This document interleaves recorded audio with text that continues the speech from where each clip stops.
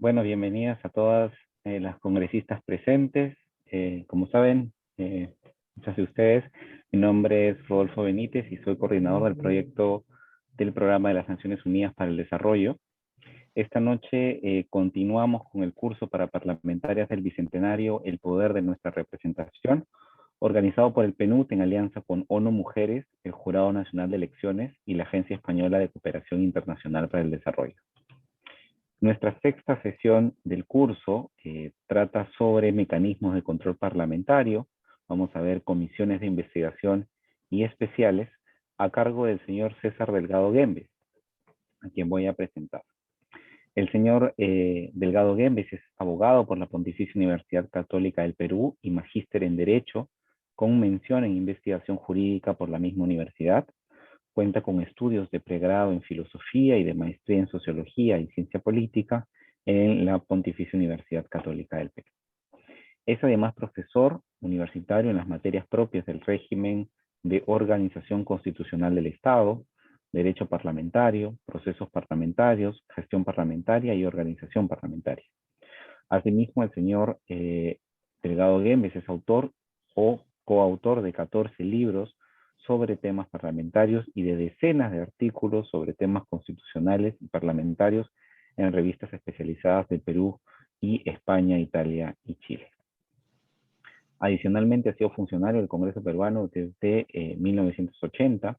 En el desarrollo de su carrera en el servicio parlamentario ha sido suboficial mayor de la Cámara de Diputados en 1992, 3 veces director general parlamentario y oficial mayor del Congreso, además de haber ocupado una diversidad de cargos y puestos que comprenden cargos directivos, además de asumir responsabilidades de asesoría en comisiones ordinarias e investigadoras, materia de esta sesión, en la Comisión de Ética Parlamentaria, en la Subcomisión de Acusaciones Constitucionales, en la Comisión de Levantamiento de Inmunidad Parlamentaria.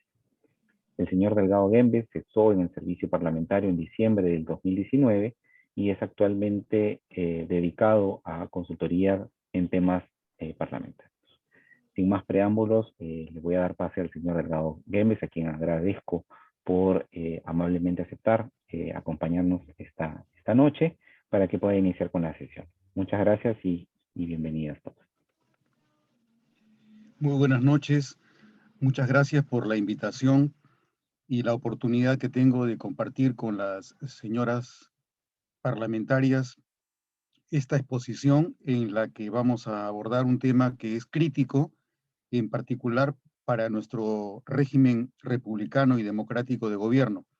El control parlamentario es una de las principales funciones que tiene el Congreso, que permite fundamentalmente asegurarnos el uso democrático del poder de manera que éste no sea concentrado y de esta forma se convierta nuestro régimen democrático en un régimen autárquico o autoritario.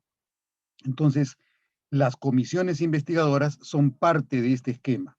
En esta exposición me voy a referir a un conjunto de temas que vamos a ir desarrollando durante el curso de la exposición. En primer lugar, voy a referirme a los principales tipos de procesos de control parlamentario.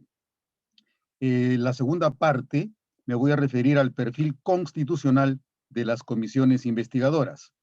Y en la última parte de mi exposición, voy a abordar el proceso propiamente dicho de control de las comisiones investigadoras. En cuanto a los procesos de control parlamentario, podemos en principio reconocer dos distintos tipos de procesos de control parlamentario. Unos procesos que están reservados al Pleno del Congreso, son los procesos reservados al Pleno del Congreso, y los otros son los procesos que están relacionados con competencias que comparten las comisiones y el Pleno del Congreso. En cuanto a los procesos reservados al Pleno del Congreso, podemos mencionar, por ejemplo, la investidura, la invitación a los ministros, la interpelación a los ministros, las preguntas a los ministros, las mociones de censura, las cuestiones de confianza, y el último que podemos mencionar sería el de la vacancia presidencial. Estos 6 distintos tipos de procesos de control parlamentario se refieren a la relación que tiene el Congreso con el gobierno, al Parlamento con el Poder Ejecutivo. Son mecanismos que son reservados exclusivamente al Pleno del Congreso. La Comisión Permanente no puede realizar la mayoría de estos procesos. El único que podría realizar de los mencionados es el proceso de invitación a los ministros. La investidura no la puede realizar la Comisión Permanente, tampoco puede realizarse en la Comisión Permanente las preguntas, las interpelaciones, no se puede censurar ministros, ni se puede otorgar confianza a los ministros en la Comisión Permanente. De igual manera, la vacancia presidencial tiene que tramitarse dentro del Pleno del Congreso. En cuanto a los procesos de control concurrente para las comisiones y el Pleno del Congreso, la diversidad de procesos es bastante más amplia. En primer lugar, tenemos el objeto de esta exposición, que será la capacidad del Congreso de investigar a través de las comisiones investigadoras, el proceso de acusación constitucional, el proceso de control de la legislación delegada, decretos legislativos, el proceso de control del uso de los decretos de urgencia, el proceso de control de los tratados internacionales ejecutivos, el proceso de control sobre los regímenes de excepción, los procesos que están relacionados con los pedidos de informes que pueden realizar tanto las comisiones como los despachos de los congresistas, y en algún caso pueden llegarse hasta el Pleno del Congreso. Los procesos igualmente de control de ética parlamentaria. La ética parlamentaria es un proceso que se desarrolla tanto en la Comisión de Ética como en el Pleno. Antes hablábamos también del proceso de control de las inmunidades. Estas prerrogativas han quedado eliminadas con una reforma constitucional reciente. Y por último, cabe recordar que uno de los procesos relacionados con la capacidad de control del Parlamento es el control en relación con la cuenta general de la República y la cuenta del propio Congreso. Para referir entonces el control parlamentario de las comisiones investigadoras, lo primero que podemos referir es una serie de, un conjunto de características, de aspectos que le dan un perfil a las comisiones investigadoras. Este es el segundo de los temas que voy a abordar, el perfil constitucional de las comisiones investigadoras. El perfil lo podemos dividir en varios aspectos o varios temas. Podemos referir el perfil a partir del sentido que tienen, de su naturaleza, de la finalidad, de los tipos de comisiones investigadoras, de las características que tienen las comisiones investigadoras, las atribuciones de las comisiones investigadoras y los límites de las comisiones investigadoras. Entonces, para empezar, ¿cuál es el sentido político de la investigación parlamentaria? Las comisiones de investigación son una herramienta del régimen democrático que permite el ejercicio del control sobre el uso de la capacidad de dominación y del poder a través de quienes representan la voluntad popular. El Congreso es el órgano de representación de la voluntad popular y quienes ocupan un escaño están ejerciendo un mandato por cuenta del pueblo, a partir del cual tienen la obligación de asegurarse que los usos del poder, que el sistema de dominación estatal se realice dentro de los canales y dentro de los conductos que la Constitución señala como un límite al ejercicio del poder. Es sentido político también de la investigación parlamentaria su pretensión de generar información sobre materias de interés público que mejora la calidad del juicio político de la Asamblea con un mecanismo de gestión del conocimiento para evitar modos de concentración o de abuso del poder o para formular políticas públicas equitativas que promuevan el bien común. En cuanto a la naturaleza de las comisiones investigadoras, podemos mencionar que en principio las comisiones investigadoras son un instrumento de uso parlamentario que cumple la función de indagar ampliamente sobre materias que los representantes consideran de interés público. En general, se trata de materias especialmente complejas que no se pueden atender de manera simple o sencilla con pedidos de información, por ejemplo. Dentro de la naturaleza de las comisiones de investigación parlamentaria, se puede mencionar que estas se utilizan para cumplir una función de la Asamblea que provee atribuciones que le sirve de medio para optimizar el conocimiento que la Asamblea dispone sobre la materia respecto de la cual se acuerda realizar el escrutinio público. Es decir, es parte de las comisiones, de la naturaleza de las comisiones investigadoras, el contar con medios eficaces que le permitan asegurar la obtención de información cuando de por medio ha habido una calificación que la materia sobre la cual se investiga es de interés público de acuerdo a la decisión de la Asamblea. Las comisiones de investigación pueden ser comisiones especiales de estudio o comisiones de inspección o pesquisa sobre materias respecto de las cuales se considera necesario definir posibles irregularidades en la gestión pública del Estado o de la sociedad. ¿Cuál es la finalidad de las comisiones investigadoras? En principio, la finalidad de las comisiones investigadoras es ampliar la información y el conocimiento de la Asamblea sobre una materia de interés público que es especialmente compleja. El objetivo es mejorar el ejercicio de las competencias deliberativas y decisorias del Congreso. La información y conocimiento que se busca se refiere al proceso de formación y de aplicación de políticas públicas o a la regularidad constitucional y legal de la acción del Estado en particular y de la sociedad en general. En cuanto a las características de las comisiones investigadoras, puede mencionarse que en principio estas se crean con fines exclusivamente informativos o propositivos o con fines de control y fiscalización. Entonces, las características señalan que las comisiones investigadoras sirven tanto para lograr un propósito eminentemente informativo con fines del desarrollo de una política legislativa o pueden servir para funciones de fiscalización respecto de presuntas irregularidades sobre las que se sospecha que existe mal manejo de la gestión o de los recursos públicos. Las comisiones de investigación con fines informativos o propositivos son las comisiones especiales que pueden concluir con propuestas de creación o de modificación de la estructura legal o con un estudio sobre una problemática de singular interés político para el país.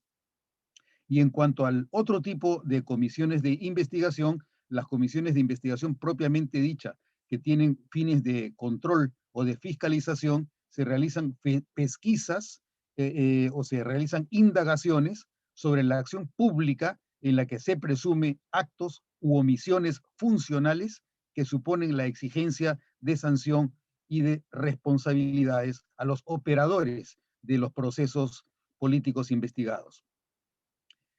En cuanto a las principales atribuciones de las comisiones investigadoras, las más notables son las que señala la Constitución cuando menciona que tienen la capacidad de exigir la concurrencia de grado o fuerza y la orden de captura de las personas respecto de las cuales se realiza una investigación. La segunda atribución importante de las comisiones investigadoras es su capacidad de exigir bajo apercibimiento y apremio la exhibición de documentos. Y en tercer lugar, se refiere la capacidad de exigir el acceso al secreto bancario o a la reserva tributaria. En cuanto a los límites de las comisiones investigadoras, puede mencionarse en principio que las conclusiones de las comisiones investigadoras no afectan, obligan, ni tienen carácter vinculante en los órganos jurisdiccionales ni de control estatal. Vale decir, cuando el Pleno del Congreso acuerda las conclusiones o recomendaciones de una comisión investigadora, estas conclusiones se pueden remitir a los órganos jurisdiccionales, pero los órganos jurisdiccionales no están obligados respecto de las conclusiones que emite el Congreso. Los órganos jurisdiccionales obtendrán esta información con carácter eminentemente informativo que deberán desarrollar ellos dentro de su propia autonomía. Un segundo límite es que quien propone la creación de una comisión investigadora en una moción de orden del día no puede integrar la comisión. Esta es una limitación que señala de manera explícita el artículo 88 del reglamento del Congreso. Quien propone la creación de una comisión investigadora en una moción de orden del día no puede integrar esa comisión.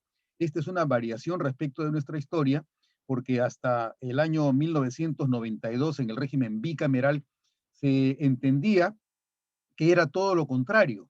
Quien proponía la creación de una comisión investigadora se suponía que era el parlamentario que tenía mayor conocimiento sobre el asunto y por lo tanto se estimaba que debía ser quien presidiera la comisión investigadora.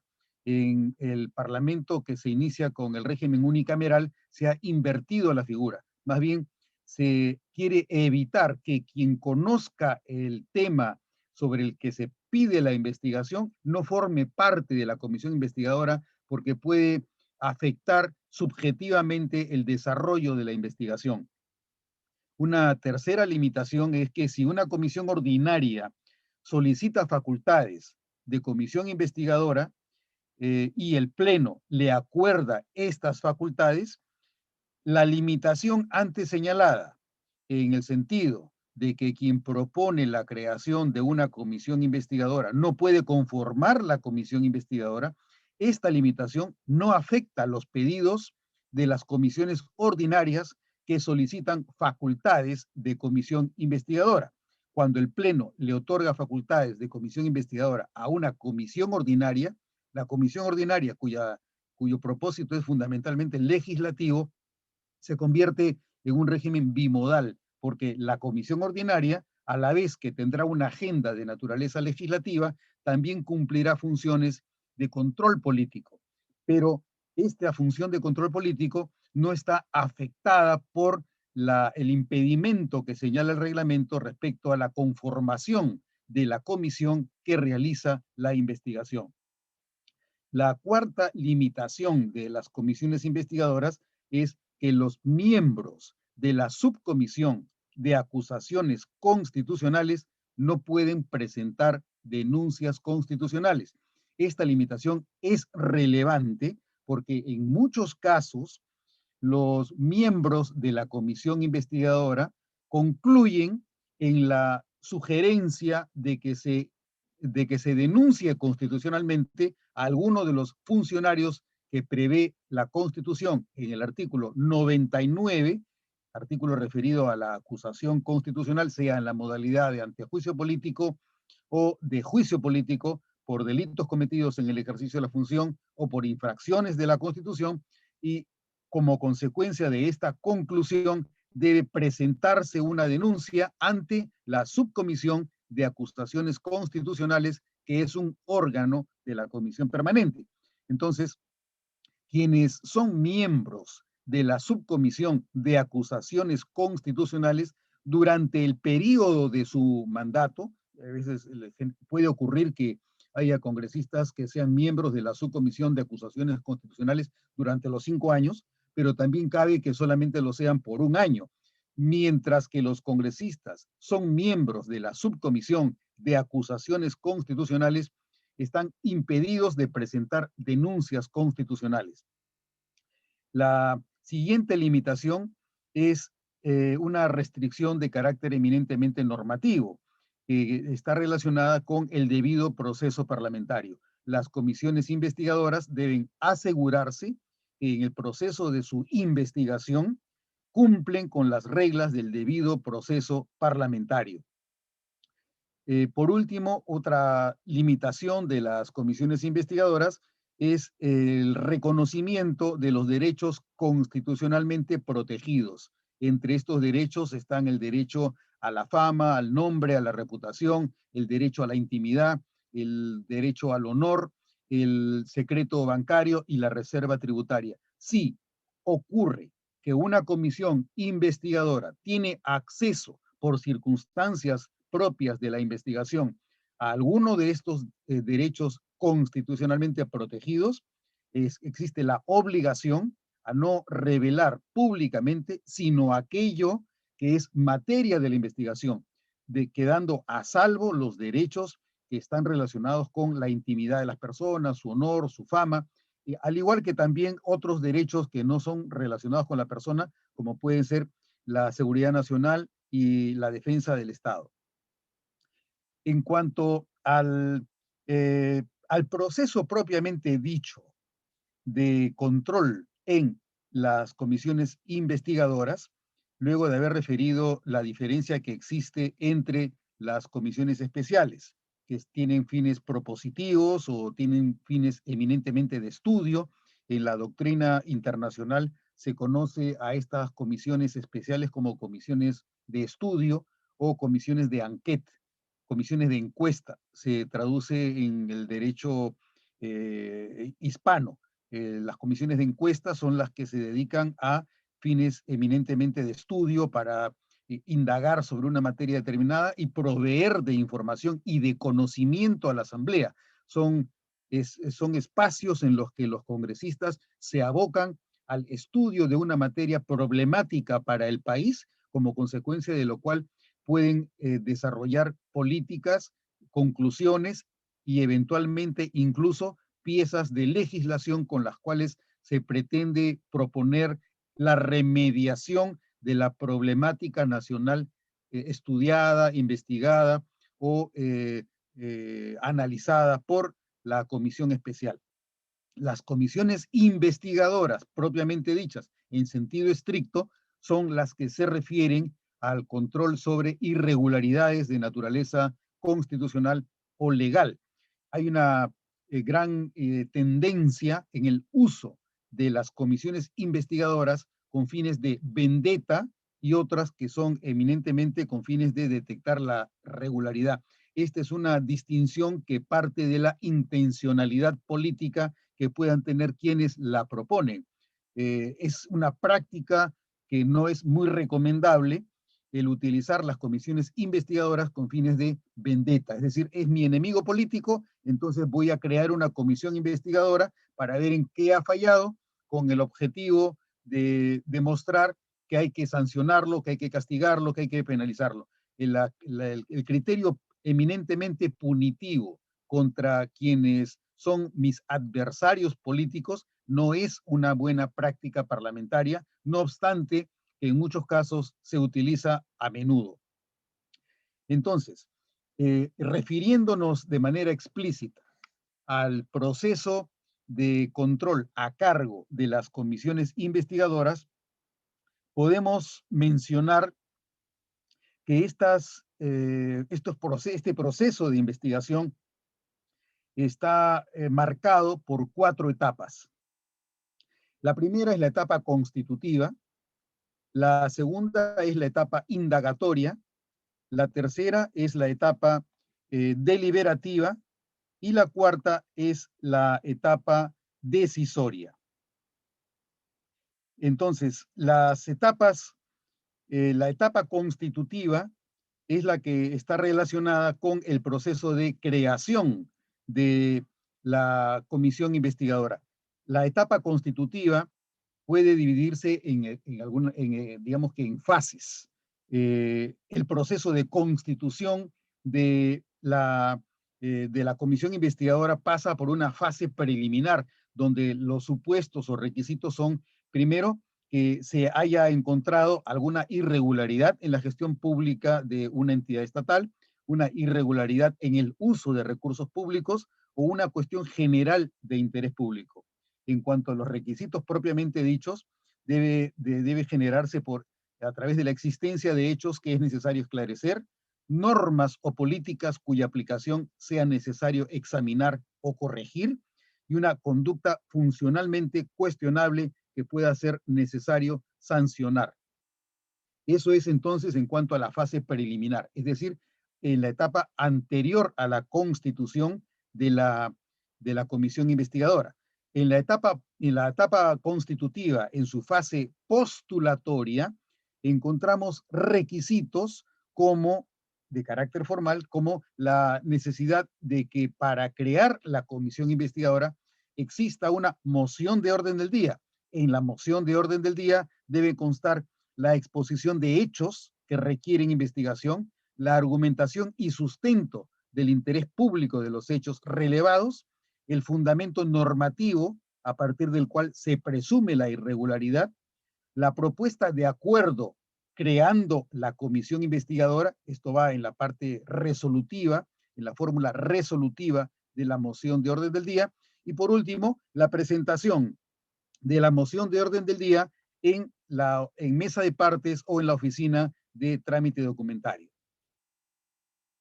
La etapa constitutiva tiene también una fase que le podemos llamar fase deliberativa, que supone que una vez que la moción de orden del día ha sido presentada, debe incluirse en la agenda de la sesión de consejo directivo. El consejo directivo incluye la moción en la agenda del pleno y fija el tiempo de debate de la moción en una sesión del pleno.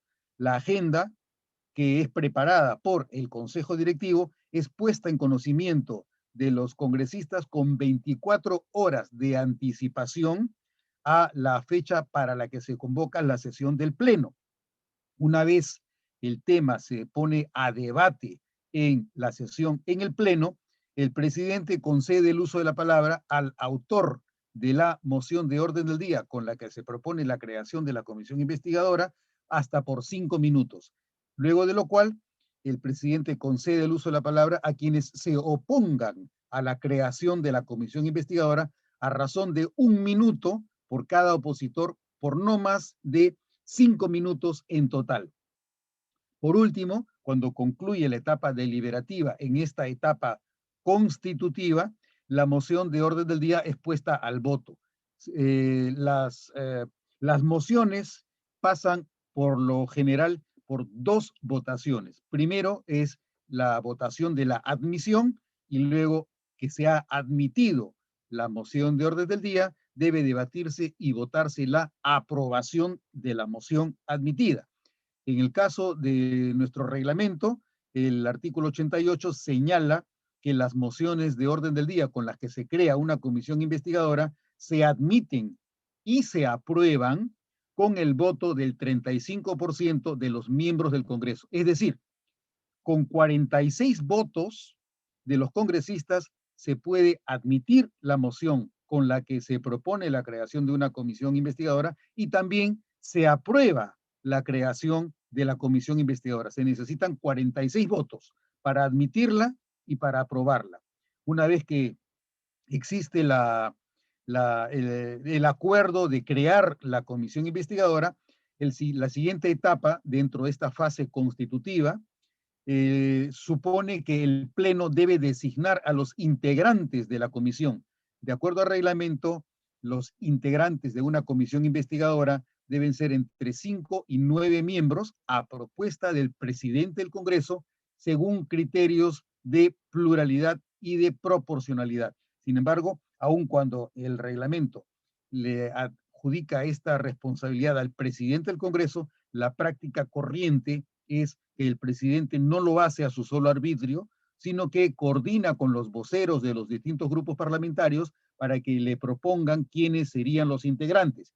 Cuando el número de grupos parlamentarios es superior a los 9 que tiene como máximo el número de miembros de una comisión investigadora, la decisión debe tomarse en junta de portavoces de manera que, observando el principio de pluralidad, puedan estar el mayor número. Sin embargo, el principio de proporcionalidad llevaría a la exclusión de un mayor número de congresistas y, por lo tanto, de grupos parlamentarios en una comisión investigadora, porque de acuerdo al principio de proporcionalidad, cada grupo parlamentario tendría derecho a un porcentaje del número de miembros en una comisión investigadora de acuerdo al número de escaños que tiene dentro del Pleno del Congreso.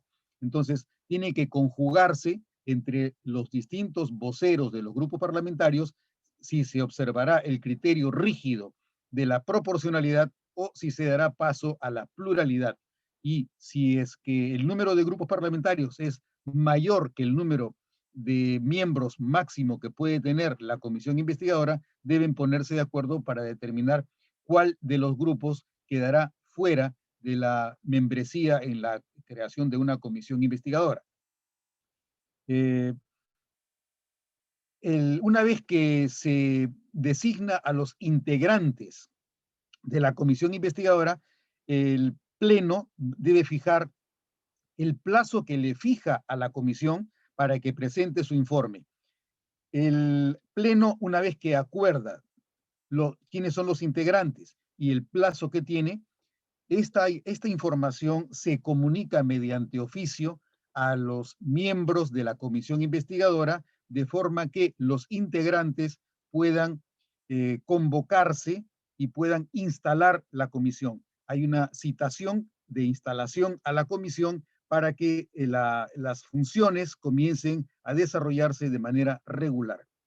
La segunda etapa en el proceso de investigación, las comisiones investigadoras, supone la etapa indagatoria. La etapa indagatoria consiste en el proceso propiamente dicho, en el cual se van a verificar la mayoría de los apremios o apercibimientos a los que he hecho previamente referencia cuando mencioné las atribuciones y las características de las comisiones investigadoras. En la etapa indagatoria, entonces, se supone que la comisión investigadora ya está instalada, debe preparar y aprobar su plan de trabajo, su metodología, debe calendarizar su ruta crítica, es decir, si tiene tanto tiempo de plazo, cómo organizará su tiempo de forma tal que cumpla con el objetivo de presentar su informe final al Pleno del Congreso sin que el plazo le quede corto.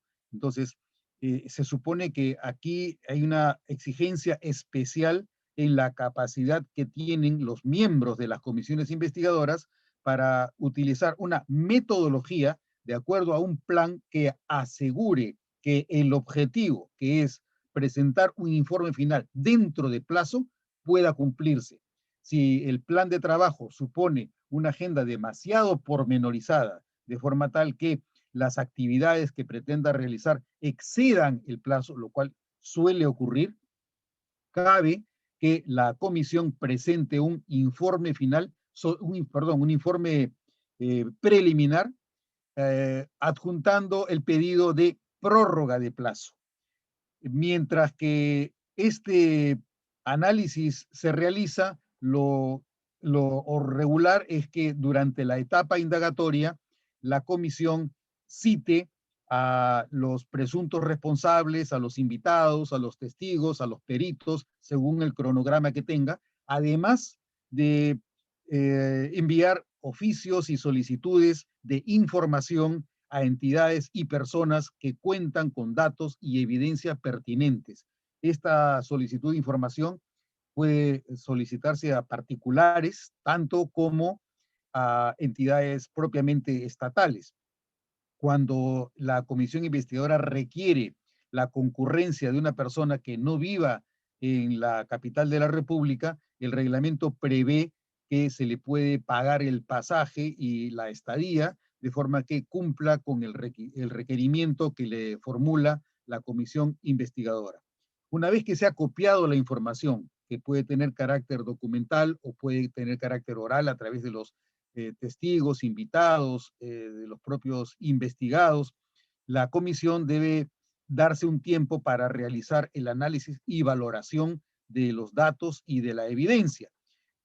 Luego de realizar el análisis, se presenta un proyecto de borrador de informe final, el mismo que es discutido por los miembros de la comisión. En este informe, si es que se han encontrado indicios de la comisión de delitos, estos se mencionan de manera explícita, así como los presuntos responsables, de manera tal que cuando el Pleno reciba el informe final con las conclusiones y recomendaciones, se sepa qué curso se le va a dar a este informe, si es que se remitirá al Ministerio Público, si es que se remitirá a la Subcomisión de Acusaciones Constitucionales, con cargo a que los miembros de la comisión investigadora presenten formalmente la denuncia, porque debe observarse de manera muy concreta esta realidad. La subcomisión de acusaciones constitucionales nunca procede de oficio. La subcomisión de acusaciones constitucionales siempre requiere que haya un denunciante. Si no hay denunciante, no se procesa nada, porque el proceso en la subcomisión de acusaciones constitucionales se articula a partir de la imputación que realiza ante la subcomisión quien denuncia, sea la comisión de un delito cometido en el ejercicio de la función o la infracción de la Constitución. Entonces, en ese informe debe concluirse como recomendación si es que se presentará, si es que será recomendable que se presente una denuncia constitucional, si es que hay responsabilidad de altos funcionarios de los que prevé el artículo 99 de la Constitución. Una vez presentado el informe final ante el Pleno, debe agendarse dentro de la agenda del Pleno del Congreso el punto que será materia de discusión, que será el debate del informe final. El reciente proyecto de reforma del reglamento del Congreso prevé que los informes finales de las comisiones investigadoras deben tener prelación, preferencia o prioridad en el debate y se señala un plazo máximo dentro del cual el Pleno deba debatir los informes finales de las comisiones investigadoras. Esta regla se ha añadido en vista de que hay casos en los que se presentan los informes finales y se pasa mucho tiempo sin que se lleguen a analizar los extremos en el proceso deliberativo en el Pleno del Congreso. Esto en cuanto entonces al proceso general. ¿Cuáles son estos apremios a los que he hecho referencia cuando mencioné las atribuciones que tienen las comisiones investigadoras? Los principales apremios que he mencionado son la reserva tributaria, el secreto bancario.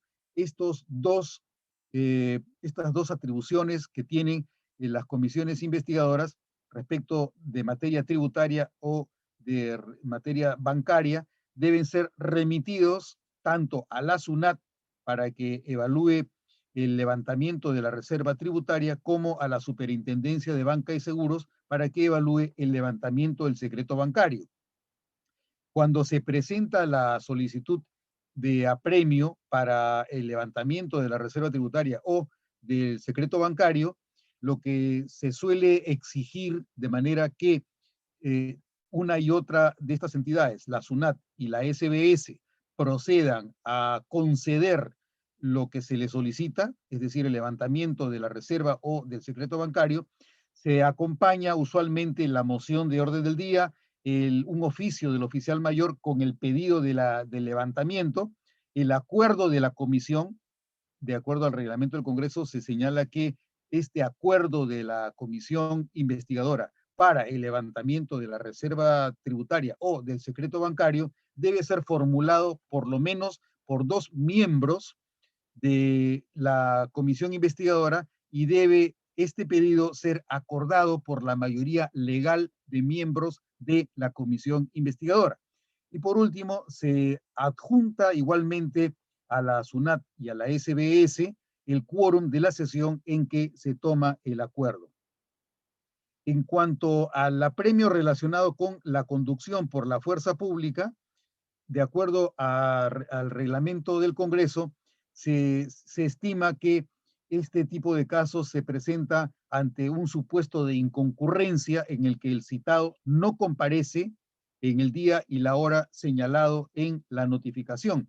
Es un supuesto de omisión, en el supuesto de omisión de exhibición o de entrega de documentos también cabe que el citado sea apremiado para que deponga los documentos ante la comisión investigadora.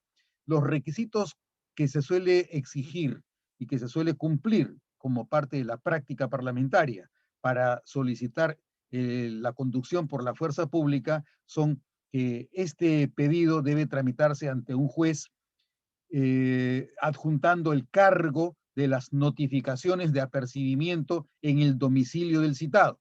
La comisión, antes de solicitar la conducción por la fuerza pública, debe asegurarse que se le ha pedido que concurra, que la persona a la que se le pide que concurra ha sido renuente, que se la ha apremiado, que se la ha percibido y no obstante que se le ha instado para que concurra, la persona no ha ido. Entonces es necesario que cuando se presenta el pedido ante el juez se adjunte el cargo de las notificaciones de apercibimiento en el domicilio del citado.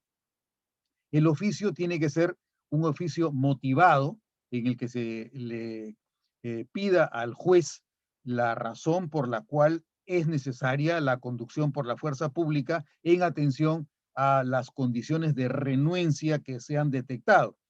Al juez en ese oficio también se le adjunta la copia del acuerdo de la comisión y la copia del quórum de la sesión de la comisión en la que se adopta el acuerdo de solicitar judicialmente la conducción por la fuerza pública. El juez recibe el pedido y accede de acuerdo al mérito que tenga la solicitud que formula el presidente de la comisión. Si corresponde, el juez puede ordenar la conducción por la fuerza pública.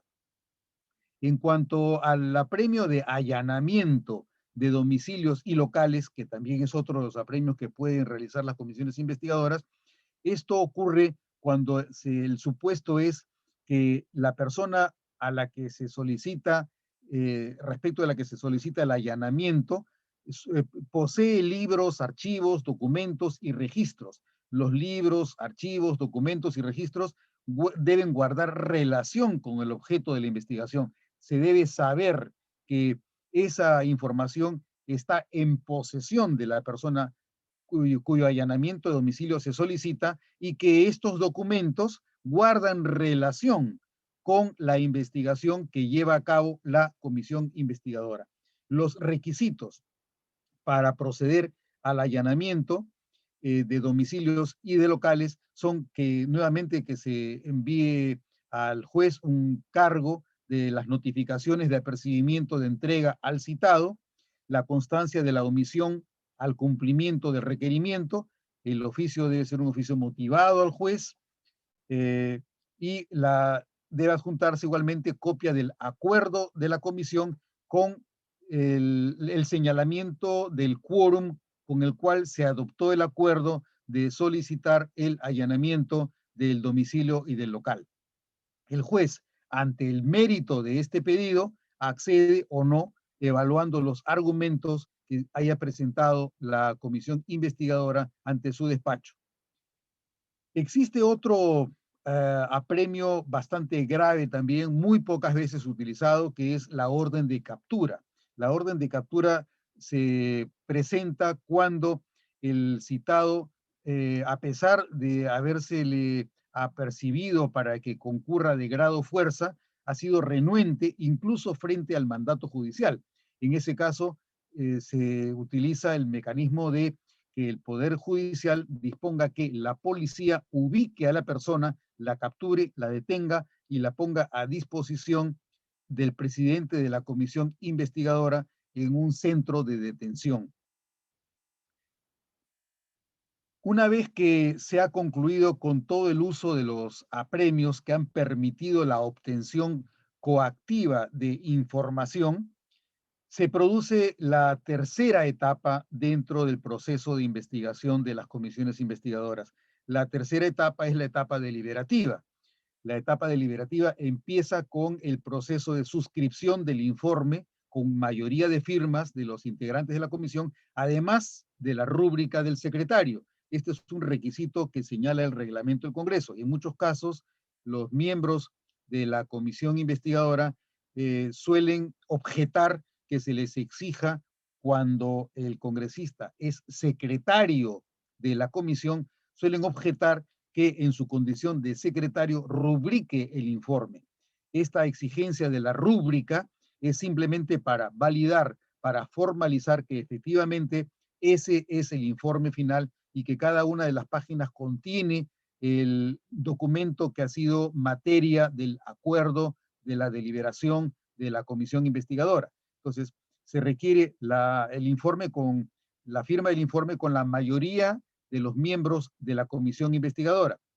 Una vez que está firmado el informe final, este debe presentarse para que se incluya en la agenda del Consejo Directivo, que es el órgano que prepara la agenda del Pleno del Congreso. Hay un tema que valdría la pena mencionar también, que es el relacionado con el plazo, porque si bien es cierto, el reglamento del Congreso dispone que toda comisión investigadora debe proceder dentro de un plazo determinado, siempre se producen desfases en el periodo final, cuando ya se han concluido las investigaciones, ya se ha realizado la deliberación y está en proceso, por ejemplo, de redacción el informe final. Ocurre que en el proceso ha finalizado el plazo. La naturaleza del plazo de las comisiones investigadoras también es crítico, porque la razón por la que existe el plazo es fundamentalmente para proteger los derechos de las personas que pueden quedar afectadas por el uso de los apremios o apercibimientos y por lo tanto de las restricciones en el ejercicio de sus derechos constitucionales. Esa es la razón fundamental del plazo. Las comisiones no pueden excederse de ese plazo dentro del cual deben haber ejercitado las limitaciones, apremios y apercibimientos que pueden afectar los derechos constitucionales de la persona para su libertad de tránsito, por ejemplo, o su inviolabilidad de domicilio. Entonces, la naturaleza fundamental del plazo está destinada a proteger los derechos constitucionales de las personas investigadas o citadas. Por eso es que puede ocurrir en algunas circunstancias, como ha ocurrido, que vencido el plazo, la comisión investigadora se tarda un poco de tiempo más con el objeto de afinar la redacción del informe final periodo dentro del cual ya no está realizando ninguna de las actividades que pueden limitar los derechos constitucionales de las personas. Entonces, cabe tener cierta licencia respecto de la presentación de los informes finales si es que ya no se está utilizando el plazo de la comisión investigadora para limitar derechos constitucionales. Entonces, cumplido con el plazo, luego de haberse presentado el informe final, el Consejo Directivo fija fecha de sesión, tiempo de debate y consigna el informe en la agenda del Pleno.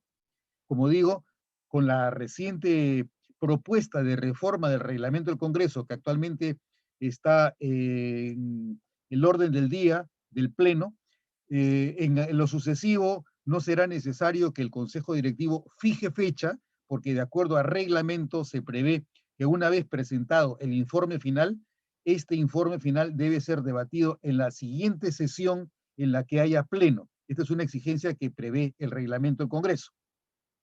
Luego, una vez que se ha determinado cuándo se va a debatir y votar el informe final, el mecanismo usual es que se distribuya el informe final 24 horas antes del inicio de la sesión a la que se ha convocado para el debate y la votación del informe final. Este informe, además de ser distribuido de manera personal a todos los congresistas, también debe ser publicado en el portal del Congreso. Una vez iniciado el debate, se abre el debate, se sustenta el informe final por el presidente de la comisión investigadora. Si es que hay un informe final en minoría, también se sustenta el informe en minoría. Se cumple con las reglas de tiempo establecidas para la participación de los distintos grupos parlamentarios durante el debate. Y finalmente, si es que durante el debate ocurriera que aparecieran hechos o pruebas nuevas, cabe que el informe se devuelva a la comisión con un nuevo plazo o que se nombre a una nueva comisión investigadora. Entonces, de la etapa deliberativa pasamos a la etapa decisoria. La etapa decisoria es en realidad la última de las etapas en el proceso de las comisiones investigadoras, que supone que el Pleno acuerda la aprobación del informe final. Cuando el Pleno aprueba el informe final, está asumiendo como suyas las conclusiones según las cuales cabe que el informe se remita al Ministerio Público con con los archivos, con los anexos, con los apéndices en los que se ha dejado constancia de la evidencia alcanzada como parte del proceso de información que luego llevó a merituar la evidencia y a formular las conclusiones relacionadas con las irregularidades de carácter penal o constitucional. Si las personas involucradas en la investigación no tienen la prerrogativa del antejuicio, el informe final y los anexos se remiten a la Fiscalía de la Nación. Pero si las personas afectadas dentro de la investigación cuentan con la prerrogativa del antejuicio que señala el artículo 99 de la Constitución, el destino de ese informe final no es el Ministerio Público, sino la Subcomisión de Acusaciones Constitucionales. Pero como mencioné previamente, la Subcomisión de Acusaciones Constitucionales no tiene la capacidad de investigar estas materias de oficio.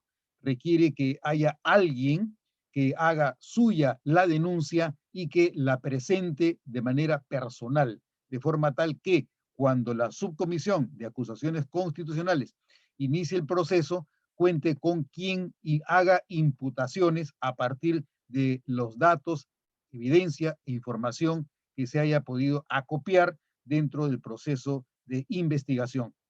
Las acusaciones constitucionales se inician únicamente a partir de la presentación de la denuncia por uno de los congresistas que conoce la materia.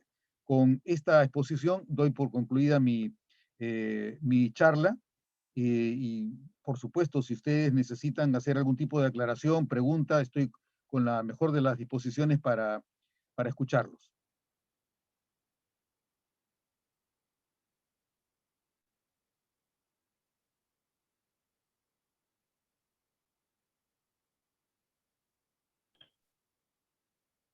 Muchas gracias, profesor Delgado Guemes, por dirigir la presente sesión. No sé si alguna de las congresistas tiene, u asesoras, tiene alguna consulta puntual.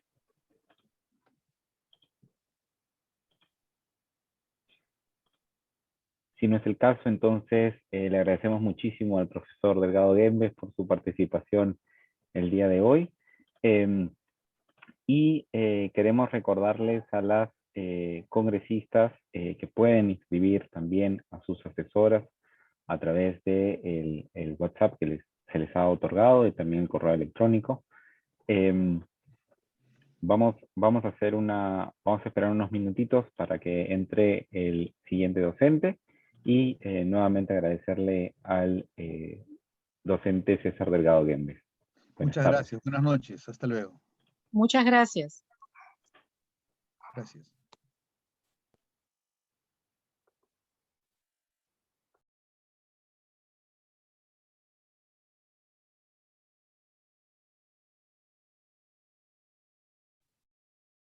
Muchas gracias.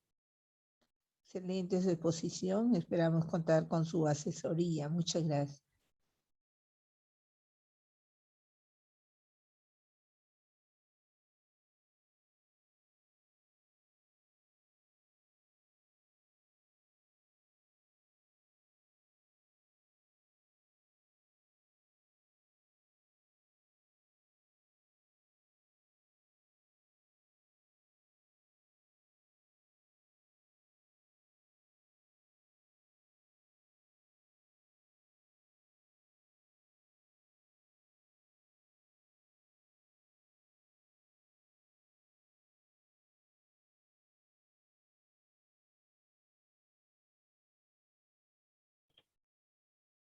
Aprovechamos para tener un pequeño descanso de 10 minutos y a las 7:10 regresamos a conectarnos para el inicio de la 7ª sesión, titulada Mecanismos de Control Parlamentario, Seguimiento y Evaluación de Políticas Públicas, a cargo del doctor Hugo Ñopo.